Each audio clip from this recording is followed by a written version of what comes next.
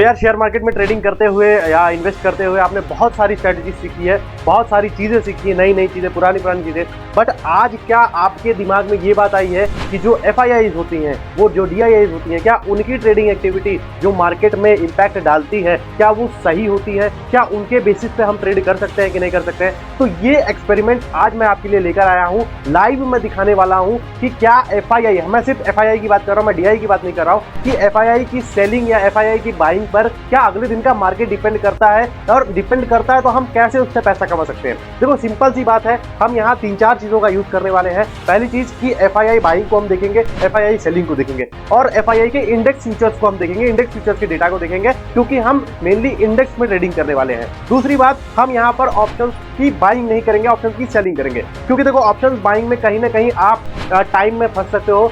Time value जो है, time value की वजह से ऑप्शंस का प्रीमियम डिके हो सकता है। इसलिए हम यहाँ पर एक सिंपल सी स्ट्रैटेजी रखने वाले हैं कि हम यहाँ पर ऑप्शन सेलिंग करेंगे। दूसरा चीज, हम इंडेक्स फ्यूचर्स को देखेंगे और सिर्फ FII के डेटा को देखेंगे। और तीसरी चीज ये कि हम एक बेंचमार्क बना लेते हैं। पहली चीज क्या है बेंचमार्क सर? बेंचमार्क है हमारा 500 CR का। मतलब क्या है कि हम 500 करोड़ के ऊपर की बाइंग और ऊपर की नीचे की सेलिंग देखेंगे। मतलब अगर 500 करोड़ से प्लस का डेटा है तब हम मार्केट को रिएक्ट करेंगे कि मार्केट पॉजिटिव डायरेक्शन में है, ठीक है।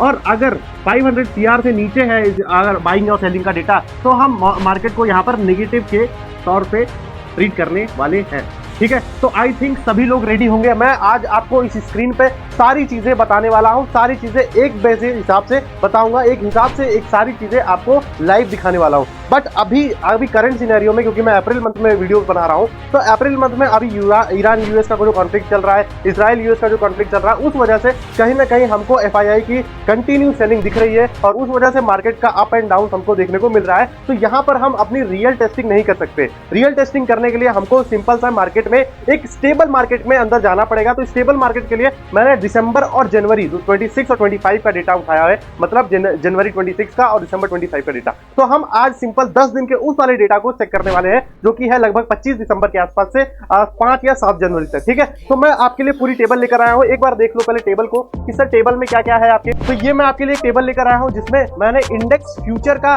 इंस्ट्रूमेंट ले रखा है। इंडेक्स फ्यूचर का मैं यहाँ पर डेटा देखने वाला हूँ, ठीक है। इंडेक्स फ्यूचर के डेटा में और भी क्या क्या चीजें लिखी है। पहली चीज तो मैं 7 जनवरी से देख रहा हूँ, 7 जनवरी 2026 से, और नीचे जाने पर मेरे को यहाँ पर दिख रहा है कि मैं लास्ट डेटा 24 दिसंबर 2025 का देख रहा हूँ, ठीक है। तो एक बार मैं इसको थोड़ा सा साइड कर लेता हूँ।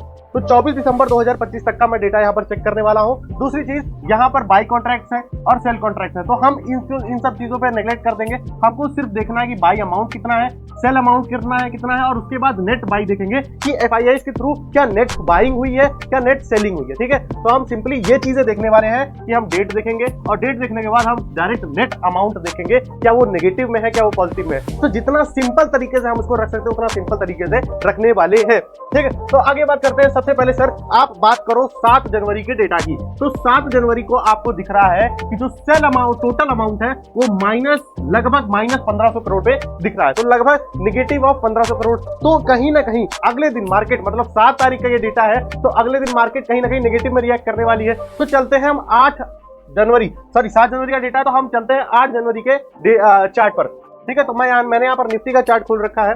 निफ्टी के चार्ट में अभी ये करंट चार्ट चल रहा है। मैं जल्दी से 8 जनवरी के डेट पर जाता हूँ।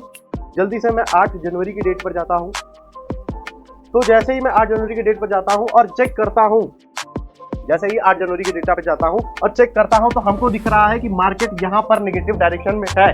बट अगर आपने यहां पर ऑप्शन सेलिंग कर रखी है, कॉल को बेच रखा है, तो आप उसी दिन बहुत अच्छे प्रॉफिट में आ सकते हो। तो पहला दिन हमारा प्रॉफिट निकल गया, चलो ठीक है, कोई बात नहीं। अब सर सेकंड की बात करते हैं। सेकंड डे की बात करें तो 6 जनवरी का डेटा को देखते हैं। तो 6 जनवरी का डेटा क्या है, लगभग 55 करोड़ के पॉजिटिव में है। तो मैंने यहाँ पर क्या बोला था कि भैया 500 करोड़ का हमको, 500 CR का हमको बेंचमार्क लेकर चलना है। अगर इससे ऊपर गया तो हम मार्केट को पॉजिटिव बोलेंगे, इससे नीचे गया तो हम मार्केट को नेगेटिव बोलेंगे। बट यहाँ पर तो बहुत माइन्यूट सा पॉजिटिवनेस दिख रहा है, तो हम कहीं ना कहीं मार्केट को बोल सकते हैं कि इस दिन मार्केट साइडवेज रिएक्ट करेगा। तो ये अगर 6 जनवरी का डेटा है, तो हम 7 जनवरी के चार्ट को अगर चेक करते हैं, तो 7 जनवरी को अगर आप देखोगे, ये है 7 जनवरी का चार्ट, दोस्तों 7 जनवरी का चार्ट ये है, यहां से लेकर के यहां तक। तो मार्केट के अंदर आपको एक साइडवेज नेचर नजर में आया होगा कि मार्केट यहां पर साइडवेज तरीके से रिएक्ट कर रही है। यहां पर वापस से अगर ऊपर का कॉल बेचते हो, नीचे का पुट बेचते हो, तो यहां पर आप कहीं ना कहीं प्रॉफिट कमा सकते हो ऑप्शन सेलिंग में।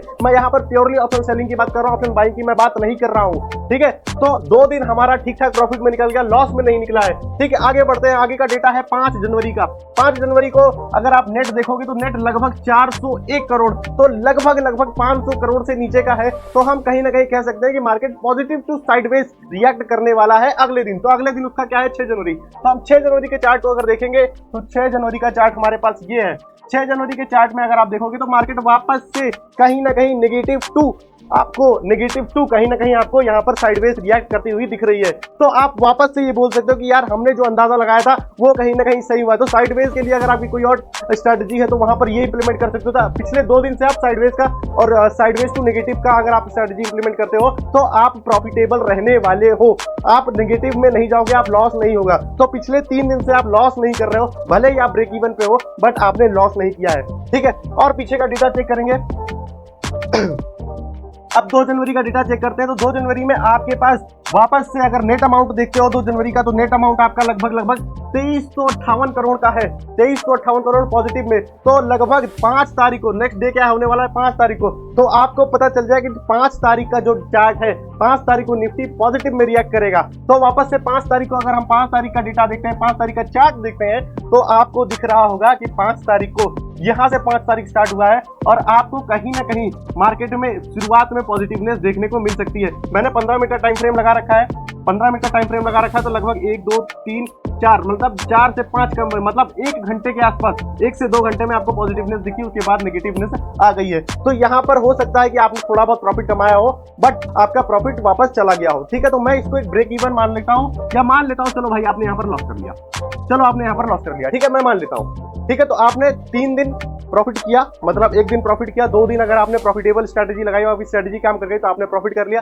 तीसरे दिन मैं मान लेता हूं अगर आप ठीक है, पूरी तरीके से रिलाई कर रहे हो, तो आप एक तरीके से लॉस कर सकते हो कि भैया हमारा मार्केट यहां तक तो आया, मेरा मार्केट यहां तक तो आया, उसके बाद मेरा मार्केट नीचे गिरने लगा। लेकिन अगर आपने ऑप्शन सेलिंग की होती तो यहां पर आपको पैसा जरूर मिल जाता, ठीक है, कोई बात नहीं। हम आगे का डेटा चेक करते हैं। अब हम 1 जनवरी का डेटा चेक करते हैं।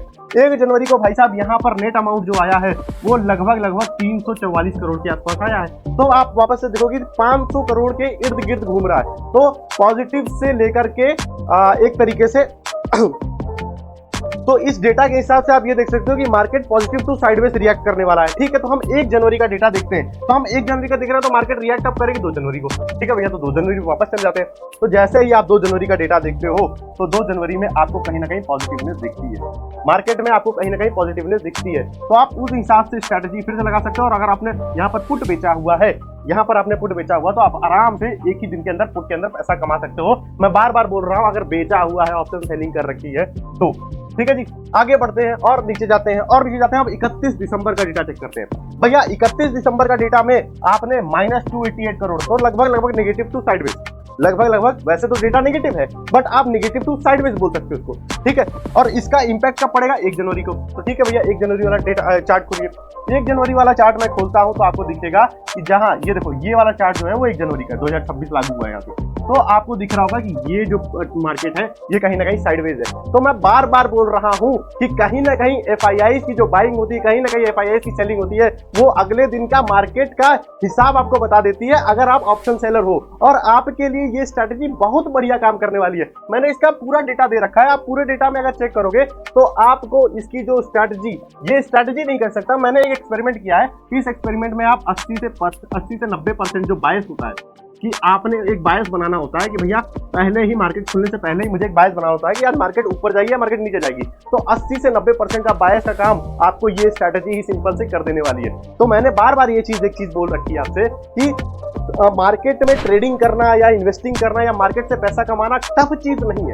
आपको जितनी सिंपल स्ट्रैटेजी आती है, जितनी सिंपल से सिंपल स्ट्रैटेजी हो सकती है, आप उसको इंप्लीमेंट करो, लेकिन कंसिस्टेंसी के साथ, डिसिप्लिन के साथ आप करोगे, तब कहीं ना कहीं आपको मार्केट पैसा देगा। हो सकता है आपके पास समय लगे, हो सकता है आपको समय लग जाए उस चीज के लिए, लेकिन आपको जितना सिंपल से सिंपल मार्केट को आप रख सकते हो, उतने ही सिंपल तरीके से मार्केट आपको पैसा देगी। बट रूल ये है कि आपको डिसिप्लिन रहना पड़ेगा, आपको अपने बनाए हुए रूल्स को फॉलो करना पड़ेगा। आपको ओवर ट्रेडिंग नहीं करनी है, आपको दुनिया भर की कॉम्प्लिकेटेड चीजें नहीं सोचनी है, आपको सिंपल सी सिंपल स्ट्रैटेजी जो मिलती है आप उसको उठाओ, बैक टेस्ट करो, उसके बाद इंप्लीमेंट करो, लगभग 100 से 150 से 200 ट्रेड लो, उसके बाद उस स्ट्रैटेजी को जज करो। ठीक है, बाकी अगर ये स्ट्रैटेजी आपको अच्छी लगी हो, ये एक्सपेरिमेंट अच्छा लगा हो, तो एक बार जरूर बताना कमेंट सेक्शन में। वीडियो अच्छी लगी तो वीडियो को लाइक करना, चैनल को एक बार सब्सक्राइब कर लेना, और नेक्स्ट वीडियो कैसा चाहते हो, नेक्स्ट वीडियो आपके दिमाग में क्या आता है, किस हिसाब से आप मेरे को वीडियो बनानी चाहिए, तो एक बार कमेंट सेक्शन में जरूर बताना। तब तक के लिए मिलते हैं, धन्यवाद, जय हिंद।